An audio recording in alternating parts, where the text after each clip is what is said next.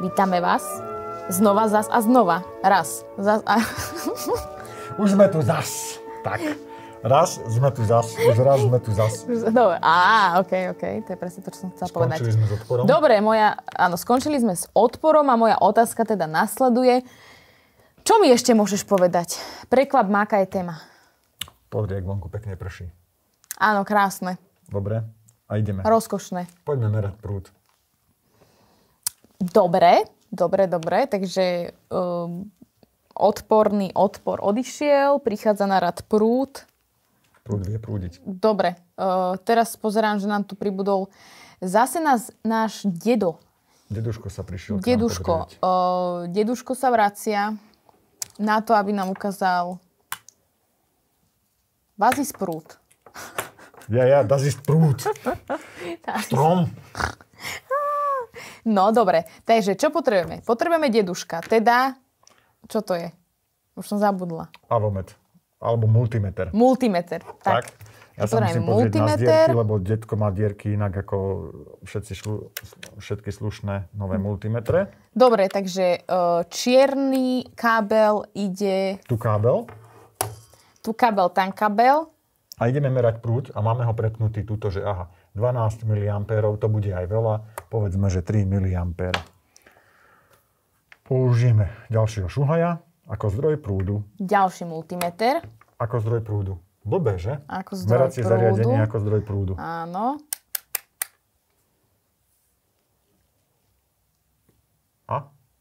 A? Ukazuje niečo? Deduško vôbec sa nehybe. Môžem to prepnúť.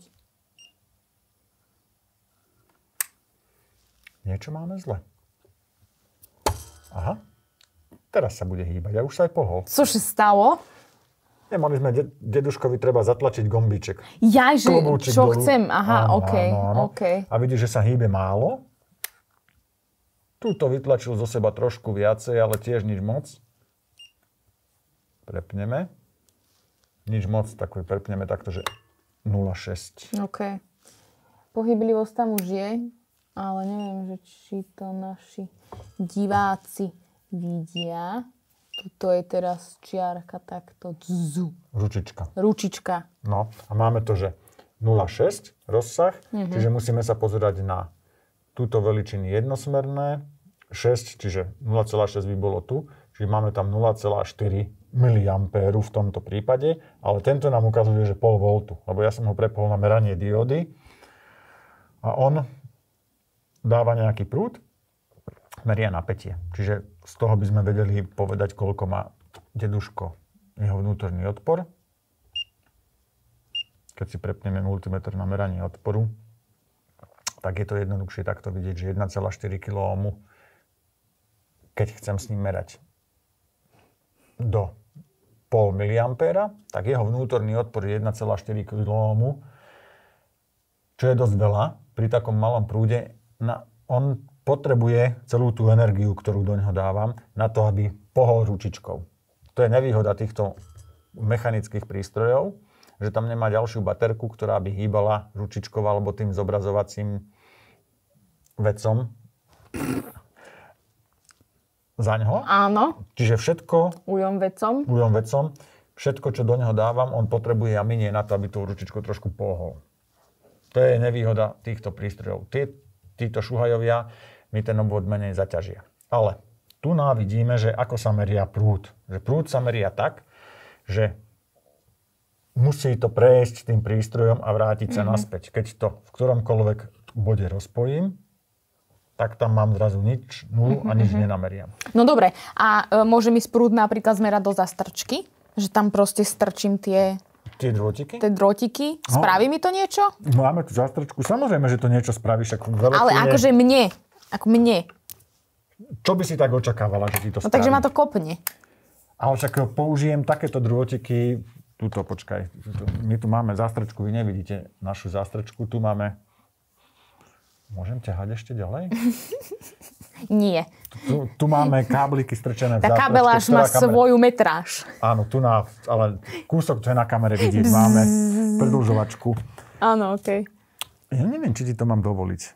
Či mi nie to máš dovoliť? Áno, takúto vec spraviť. Vieš čo, takto No spravím? tak ty to vieš, že ja sa pýtam a ty vieš, že či sa niečo stane, alebo sa niečo nestane. Ja tu mám aj zásuvku niekde. Aha, tu mám zásuvku, pozri. Nezapojenú. No tak ale to je nuda, no. Dobre, ale na zásuvke býva napísané, počkaj, pozrieme sa, či je to na tejto napísané. 250 voltov. 16 ampér. 250 voltov, 16 ampér. OK. A niekedy to Menšie nech to tam napíšu. býva aj spredu napísané. Áno, mám aj druhú, neviem, či je to tu na tejto spredu. Nie je to Na čo spredu. by sme to písali spredu? Áno. A veľa ľudí si myslí, že však skúsim, či tých 16 ampér tam ozaj je. A príde s multimetrom a takto to strčí do zásuvky. No. A čo? A ozaj. Zablisne sa. V zlom prípade sa zablisne. V dobrom prípade počuješ len také slabé puknutie a multimeter neukazuje nič. Lebo ho vyhodilo. Lebo prepálilo poistku. Multimeter má v sebe bočník, takúto nejakú súčiastku, čo sme si ukazovali minule pri odpore. Akože ten šunt. Ten šant, áno. Šant. Cez ktorý tečie prúd a ten multimeter sa pozerá na tomto veľkom. Takto by tiekol prúd, takto. Takto by do šantu išiel prúd a tu nás sú malé skrutky a ten multimeter je akoby si odtiaľto tenkými drôtikmi iba sa pozerá, že aké bude napätie na tom šante. Rozumiem. No. Konečne niečomu. No. Ale spôsobí to, že tu je napísané 16 ampér, na multimetri je napísané maximálne 10. 10 ampér. Čiže multimeter nemôže. A nemáme nejaký starý, ktorý môžeme pokaziť? Deduška to nevyhodí. Deduško, pozri, ten môže ísť do 6000 mA, ale to sú miliampére, čiže iba do 6 ampér. A čo sa s ním stane? Tiež spálí ho? Deduško myslím, že nemá ani poistku. Takže tam by to spálilo. Tak nič. Nemáme tu niečo, čo môžeme proste nechať zničiť? A však vyskúšajme tento, že či má dobrú poistku. Vieš, Máš tam do 10 ampérov a zástrčka má 16. No a čo? No tak to je kravina, tak to môžeme rovno prestať točiť, lebo nebudeme mať multimeter. A mám ešte jeden. Ale kde som si dal tak šnúry? pokaz nejaký starý.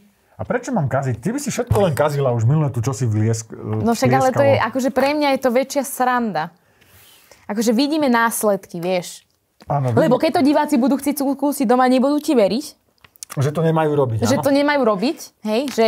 Pozri, ja ti to poviem jednoducho. Poistka do toho multimetra stojí nejakých 11 eur bez dane. Takže to sú moje náklady, hej? Áno, to sú náklady na tú srandu, čo chceš spraviť. Spravíme to inak, spravíme to inteligentnejšie. Keď už máme niečo odpaliť, máme najdrahší multimeter, ktorý tu máme, je tento, haha. No ale ten má koľko? Čo koľko? Tu nevidím žiadne ampere. Ale pozri, tu ukazuje ampere spredu. Kde mám tú šnúru? Počkaj. Akože maximálne povolené, aby vstúpili do stroja. 10 amperov. Bacha, nechytaj sa ničoho. Akože zažali sme svetlo. Áno. No, a čo? Čo? Ja som chcela výbuch. Nie zažatie svetla. Teraz som spravil to, že som dal prúd zo zásuvky. Ide do svetla a ide cez multimeter. Nemôžem dať multimeter priamo na tú zásuvku. To sa nerobí z dvoch vecí. Spáliš multimeter, vyhodíš poistky. Keď nevyhodíš poistky a nespáliš multimeter, spáliš seba. Ja som neveriaci, Tomáš. Ale nerobí sa to proste. Tomu neverím. Áno. Minule sa tu prečo blislo? To si spravil ty, ja som nič nespravil. Ja iba robím to, čo mi kážeš. Dobre, a teraz sa pozri, čo to tam píše na displeji. Plus 0, 1, 8, 2, 3, 3, 2, 4, 4, 6, 7. No, to svetlo nám žerie 180 mA. Skoro 200 mA. Okay. Áno. A tým, že ten prístroj som vyslovene musel zapojiť, takže najskôr mi ide tu kábel do svetla a zo svetla mi ide kábel do zásuvky a obvod sa uzatvára. Teraz mám to všetko v plastových káblikoch a v plastových konektoroch, takže ničoho sa nebojím, ale viem z tejto hodnoty, že by som mohol aj deduška na to zapojiť. Takže z tejto hodnoty vieš, že keby... Áno, rozumiem. Že aj deduška by sme nespála. Aj deduško zažne žiarovku, wow. Áno. Thomas Edison by bol na teba hrdý. Áno, lebo Tesla išiel so žiarivkami. A tie nie sú také jednoduché na zapájanie. Dobre, takže dneska poistky vyhadzovať nebudeme. Dnes nebudeme poistky vyhadzovať. Teda ja som Odpojíme si to, lebo sme teraz... Ty si najviac sklamaná? Ale ja som chcela niečo vyhodiť. Akože nie do vzduchu. Vyhadzuj.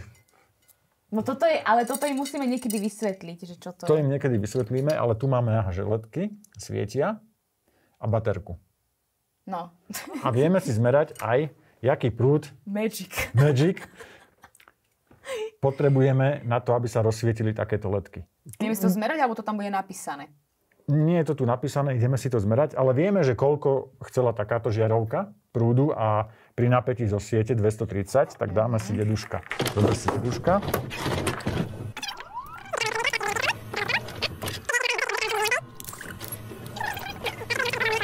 Podri, táto baterka má takú výhodu, že takto sa dá dať.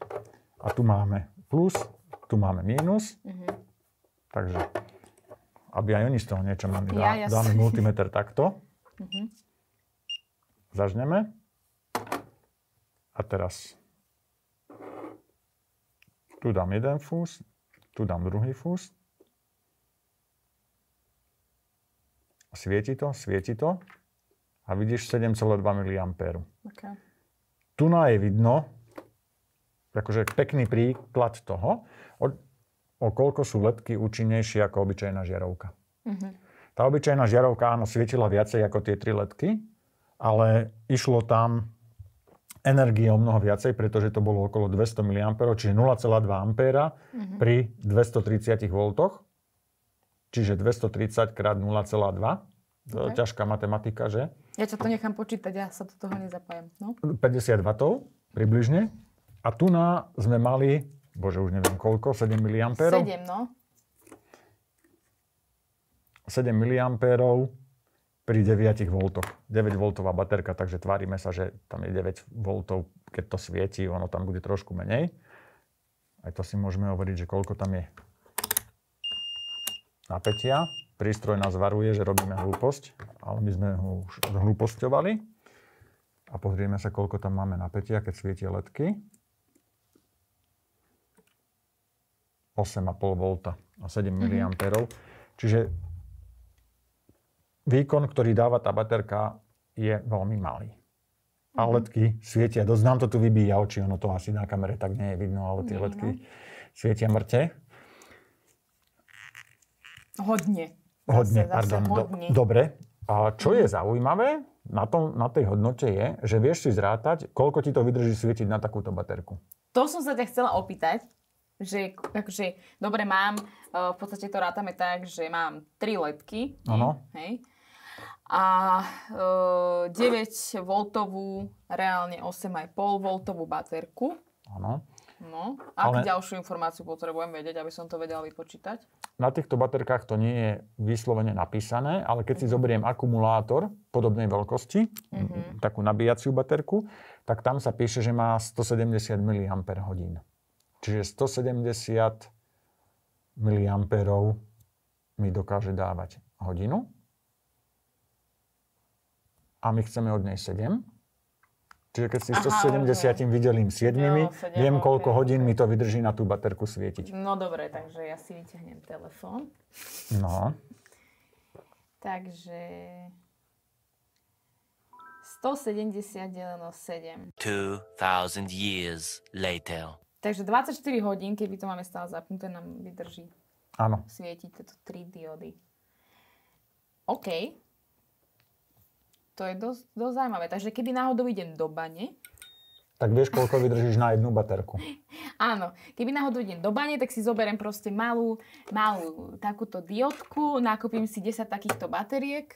A vydržíš tam týždeň. A vydrží len akože so svetlom, hej? To, že nemám vodu a jedlo, to je...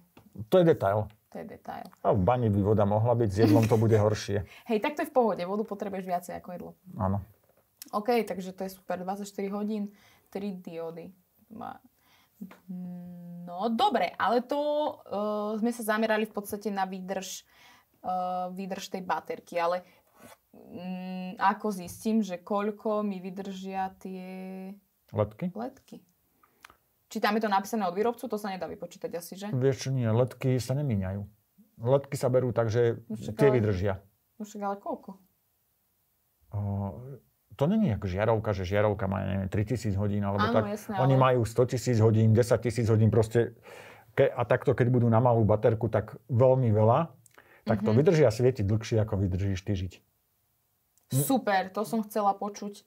Aj keď si to kúpim cez také nejaké pochybné stránky z ázijských krajín? Nie, pochybné stránky z ázijských krajín. Pozri, keď si kúpiš aj z pochybných stránok z ázijských krajín jedlo, nie je nikde zaručené, že budeš žiť po požití toho jedla. Však dobre, keď mi to príde, akože keď to príde na Slovensku, tak to trvá mesiac. No tak tiež akože nechcem jesť pára len vo vývoji. Napríklad. Ale nie, tam ide o to, že pri letkách väčšinou majú tak veľkú životnosť, že ani nerátame s ich koncom životnosti, ak sú dobre spravené. OK, super. Áno, lebo LED dióda to je také zaujímavé zvieratko, keď už si načala tie LED diódy. Nemusíme pokračovať v prúde. Budeme pokračovať v prúde? LED diódy vám vysvetlíme v ďalších epizódach. Dobre, tak ahojte.